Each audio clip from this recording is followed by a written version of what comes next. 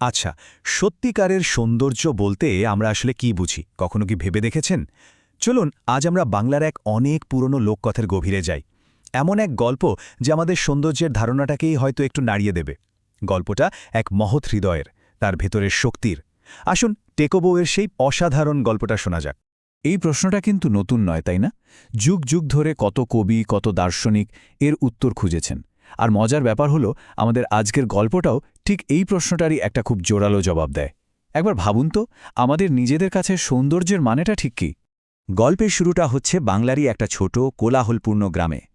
সেখানে দুই ভাইয়ের বিয়ে হলো, আর তাদের দুই নতুন বউকে নিয়েই যেন ভাগ্য এক অদ্ভুত খেলা শুরু করল। ভাবুন, একই ছাদের নিচে দুটো জীবন, অথচ দুটো বইছে একদম ভিন্ন খাতে। আর এখান থেকেই শুরু হয় এক সংঘাতের, যা আসলে তাদের দুজনেরই চরিত্রের আসল পরীক্ষা নেবে। তো একদিকে ছিলেন বড় বউ, সবাই তাকে সুন্দরী বউ বলেই ডাকত। তার রূপের কথা সে কি আর বলবো, মুখে মুখে ফিরত। লম্বা চুল, ফর্সা গায়ের রং, পুরো গ্রাম তার রূপে মুগ্ধ। আর ঠিক তার উল্টো দিকে ছিল ছোট বউ, টেকো বউ। ছোটবেলায় এক অসুখে তার মাথার সব চুল পড়ে গিয়েছিল, আর কারণেই সে ছিল সবার অবহেলা আর হাসাহাসির পাত্র। তো বুঝতেই পারছেন, বাইরের রূপ আর ভেতরের গুণের এই যে একটা সংঘাত, এটাই কিন্তু আমাদের গল্পের মূল কেন্দ্রবিন্দু। গ্রামের লোকেরা তো সুন্দরী বউকে দেখে মুগ্ধ। তাদের মুগ্ধতার যেন কোনো শেষই ছিল না। এই একটা কথাতেই কিন্তু বোঝা যায় সেই সময়কার সমাজে বাইরের সৌন্দর্যকে কতটা দাম দেওয়া হতো। মনে হতো যেন রূপটাই একজন মেয়ের পরিচয়, সব তার একমাত্র মাপকাঠি। একই বাড়িতে একই ছাদের নিচে, অথচ দুটো জীবন যেন দুটো আলাদা দুনিয়া। একজন শুধু আরাম আর প্রশংসা পেত, আর অন্যজনের কপালে জুটত শুধু খাটুনি আর চুপচাপ সব অবিচার সয়ে যাওয়া। টেকো বউয়ের জীবনটা কেমন ছিল জানেন? ভোর থেকে শুরু হয়ে রাত পর্যন্ত চলত খাটুনি, যেন একটা থামার নাম নেই এমন চক্র। কিন্তু এত কিছুর মধ্যেও তার একটা অদ্ভুত শক্তি ছিল, আর সেটা হলো তার সহ্য করার ক্ষমতা। নীরবে মুখ বুঝে সব কিছু সয়ে যাওয়ার এই ক্ষমতাটাই আসলে তার ভেতরের আসল শক্তির প্রমাণ দিত। আর সুন্দরী বউ, তার কথাগুলো ছিল একদম ছুরির ফলার মতো ধারালো। জানেন, গায়ের খাটুনির চেয়েও এই মনের কষ্টটা অনেক বেশি। এই যে কথায় কথায় খোঁটা দেওয়া, এই মানসিক অত্যাচারটা টেকো বউয়ের ভেতরটাকে একেবারে দুমড়ে মুছড়ে দিত। এই নিষ্ঠুর কথাগুলো যে কি ভীষণ যন্ত্রণা দিত, সেটা আমরা শুধু আন্দাজই করতে পারি। আর এখানেই কিন্তু টেকো বউয়ের চরিত্রটা একদম অন্য মাত্রায় পৌঁছে যায়।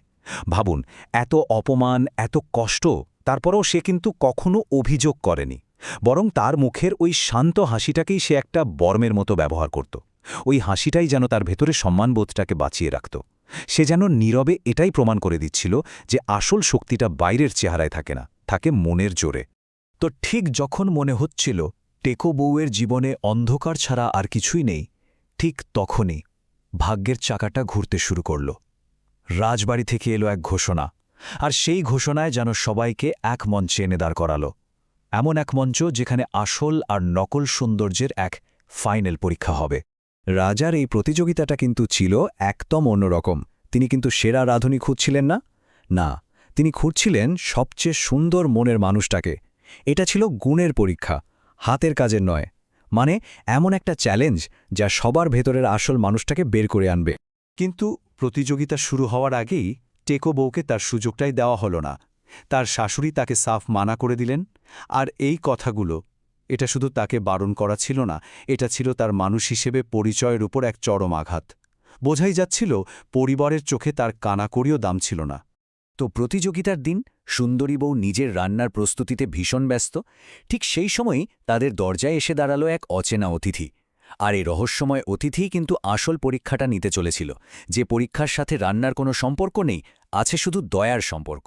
এক ক্ষুধার্ত বুড়িমা সামান্য একটু খাবার চেয়েছিলেন, কিন্তু সুন্দরী বউ কি করল? তাকে শটান তাড়িয়ে দিল। তার অহংকার আর নিজেকে নিয়ে ব্যস্ত থাকাটা তাকে এতটাই অন্ধ করে দিয়েছিল যে সে অন্য একজনের কষ্টটা দেখতেই পেল না। নিজের রূপের গরিমায় সে মনুষ্যত্বের ডাকটাই শুনতে পেল না। আর ঠিক তার উল্টো ঘটনা ঘটল টেকো বউয়ের সাথে। সে ওই বুড়িমাকে পরম মমতায় ডেকে বসালো, নিজের ভাগের সামান্য খাবার থেকেই তাকে ভাগ করে দিল। তার এই কাজটা কিন্তু কোনো দেখানোর জন্য ছিল না, বা কোনো কর্তব্যের জন্যও না। এটা ছিল একদম খাঁটি দয়া, যা সোজা তার মন থেকে এসেছিল। আর এখানেই গল্পটা একটা অসাধারণ মোড় নেয়, কারণ ওই বুড়িমা আসলে কোনো সাধারণ ভিখারিনী ছিলেন না। তিনি ছিলেন ছদ্মবেশে এক দেবী। তিনি এসেছিলেন দুই বউয়ের মনের পরীক্ষা নিতে। আর টেকো বউয়ের ওই নিঃস্বার্থ দয়ায় তিনি এতটাই মুগ্ধ হলেন যে তিনি তাকে এমন এক আশীর্বাদ দেওয়ার সিদ্ধান্ত নিলেন যা তার জীবনটাকেই আমূল বদলে দেবে। ভাবা যায় একটা ছোট্ট দয়ার কাজ কিভাবে একটা জাদুর মতো পরিবর্তনের রূপ নিতে পারে। গল্পটা এবার একটা অবিশ্বাস্য অলৌকিক দিকে মোড় নিচ্ছে, যা আমাদের এটাই দেখায় যে ভালো কাজের ফল মাঝে মাঝে আমাদের কল্পনারও বাইরে চলে যায়। একবার ভাবুন সেই দৃশ্যটা। পরের দিন সকাল, চারদিক নিস্তব্ধ, সবে সূর্য উঠছে। টেকোবাউ যখন ঘুম থেকে উঠল, সে নিজের মধ্যে এক অদ্ভুত পরিবর্তন অনুভব করল। যেন মনে হচ্ছে পুরো পৃথিবীটা দম বন্ধ করে অপেক্ষা করছে ওই অবিশ্বাস্য মুহূর্তটার সাক্ষী থাকার জন্য। তার যে পরিবর্তনটা হলো সেটা ছিল একেবারে বিস্ময়কর। তার মাথাটা ঘন, কালো, লম্বা চুলে ভরে গেল। মুখে ফুটে উঠল এক স্বর্গীয় আভা। কিন্তু এটা শুধু বাইরের একটা পরিবর্তন ছিল না, একদমই না। এটা ছিল তার ভেতরের যে সৌন্দর্য, তারই একটা বহিঃপ্রকাশ। তার মনের যে আলোটা এতদিন চাপা পড়েছিল, সেটাই যেন এবার বাইরে ফুটে উঠল সবার দেখার জন্য। আর এবার আমরা গল্পের একেবারে শেষ পর্যায়ে চলে এসেছি, রাজদরবারে। এখানেই হবে শেষ বিচার। এখানেই দেখা যাবে আসল গুণের জয় হয় কিনা। পুরো ঘটনাটা শোনার পর রাজা যে রায়টা দিলেন, সেটাই যেন পুরো গল্পের আসল কথা। তিনি বললেন, রূপ তো ক্ষণস্থায়ী, কিন্তু মনুষ্যত্ব চিরস্থায়ী। তার এ কথাগুলোই যেন ঘোষণা করে দিল যে আসল সৌন্দর্যটা গায়ের রঙে বা চেহারায় নয়, আসল সৌন্দর্যটা থাকে মানুষের চরিত্রে। শেষ পর্যন্ত ন্যায় বিচার হল। টেকো বউ তার প্রাপ্য সম্মানটা পেল, আর তার পরিবার, তারা নিজেদের ভুলটা বুঝতে পারল। যেন তাদের চোখের ওপর থেকে একটা পর্দা সরে গেল, আর তারা জীবনে প্রথমবারের মতো বাইরের রূপের ঊর্ধ্বে গিয়ে আসল মানুষটাকে দেখতে শিখল। তাহলে এই গল্পটা থেকে আমরা কি শিখলাম? মানে মূল কথাগুলো কি? প্রথমত, ভেতরের সৌন্দর্যটাই হচ্ছে আসল সৌন্দর্য। দ্বিতীয়ত, দয়া আর বিনয়, এই দুটো গুণই মানুষকে বড় করে তোলে। আর সবশেষে, অহংকার কিন্তু মানুষকে কেবল নিচের দিকেই নামায়।